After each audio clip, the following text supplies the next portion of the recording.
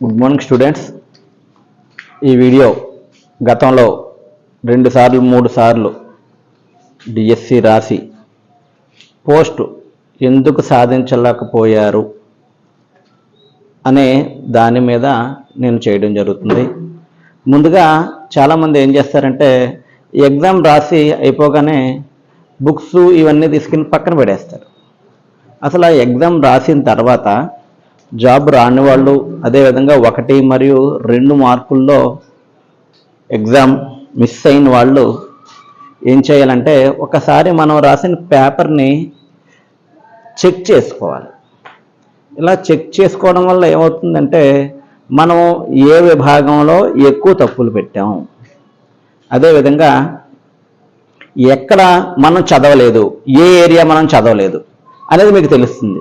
ఇలా తెలిసిన తర్వాత దాని మీద మీరు పట్టు సాధించాలి. ఈ ఎగ్జామినేషన్లో మీరు దాని మీద పట్టు సాధించాలి. అదేవిధంగా ఈ టాపిక్స్, ఈ సబ్జెక్ట్స్ అన్ని ఎవరి దగ్గరికి వెళ్తే చక్కగా చెప్తారు, ఎవరైతే మనకు కూలంకుషంగా సబ్జెక్ట్ వివరించి మెదడులోకి ఎక్కే విధంగా చెప్తారు అని ఒక నిర్ణయానికి వచ్చి మీరు ఆ నిర్ణయం తీసుకుని కోచింగ్కి వెళ్ళడం అనేది చేయాలి. ఓకేనండి. మనం గత 20 సంవత్సరాల నుండి నేను చెప్తున్నానండి. చాలా అనుభవం కలగ సంస్థ, వందలాది మంది ఫిజికల్ ఎడ్యుకేషన్ టీచర్స్ని తయారు చేసిన సంస్థ. ఓకే సార్, ఇక్కడ లాస్ట్ టైం నేను ఇచ్చిన స్పోర్ట్స్ ట్రైనింగ్లో నేను లాస్ట్ టైం 2018 పేపర్లో ఇచ్చిన మెటీరియల్ మొత్తం 40 మార్కులు గాను 37 మార్కులు నేను ఇచ్చింది ఖచ్చితంగా పడ్డాయి సార్. యోగాలో 4 పేపర్లు అంటే జనరల్గా ఇచ్చాను మెటీరియల్, అదేవిధంగా షార్ట్ నోట్స్ ఇచ్చాను సార్. అన్నీ కూడా నేను షార్ట్ నోట్స్ ఇవ్వడం జరిగింది. షార్ట్ నోట్స్లో నేను ఉద్యోగానికి కావాల్సిన స్కోర్ ఏదైతే ఉందో మ్యాక్సిమం నా పిల్లలు అక్కడ వాటి నుంచి చేయడం జరిగింది. ఒకటి సార్, నేను చెప్పడం అన్ని పూర్తి స్థాయిలో నేను చెప్తాను. చదవడం అనేది మీరు కాన్సన్ట్రేట్గా చదివితే ఈజీగా మీరు బిట్టుపోకుండా పెడతారు. సబ్జెక్టు తెలుసుకోండి. అదేవిధంగా మీరు ఎక్కడ తప్పులు చేశారు, ఏ ఏరియాలో తప్పులు చేశారు, అఫిషియేటింగ్ అండ్ కోచింగా, స్పోర్ట్స్ ట్రైనింగా, అదేవిధంగా హిస్టరీ ఆఫ్ ఫిజికల్ ఎడ్యుకేషన్, మెథడ్సా.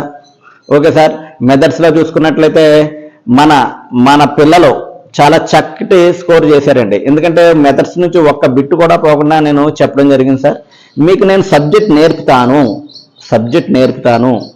మీకు మీలో 100% కాన్ఫిడెంట్ లెవెల్ పెంచి నేను ఎగ్జామ్కి మిమ్మల్ని పంపుతానండి. ఓకేనండి. అదేవిధంగా అఫిషియేటింగ్ కోచింగ్లో తక్కువ పెట్టుకున్నామా, అనాటమీ అండ్ ఫిజియాలజీలో మనకు తక్కువ వచ్చాయా మార్కులు, ఒకసారి బేరీజ్ వేసుకోవాలి. ఓకేనండి. బేరీజ్ వేసుకుని ఆ ఏరియాలో మీరు ఇప్పుడు స్ట్రాంగ్ అయినట్లయితే ఈజీగా మీరు ఎగ్జామినేషన్ క్రాక్ చేస్తారు. ఓకే సార్, మనం ఒకసారి పరిశీలన చేసుకోవాలి. మనం విజయాలు సాధించకపోవడానికి కారణం ఏంటంటే ఒకసారి రీబ్యాక్ అవ్వాలి. రీబ్యాక్ అయ్యి ఎక్కడ జరిగింది మిస్టేక్స్, అటువంటి తప్పులు మళ్ళీ పునరావృతం కాకుండా మీ మైండ్లో చక్కగా మెమరీని బిల్డ్ చేసుకున్నారనుకోండి, ఈజీగా ఎగ్జామినేషన్ సాధిస్తారండి. ఓకే. అదేవిధంగా ఈ సంవత్సరం కొత్తగా మనకి టాపిక్స్ పెట్టడం జరిగింది.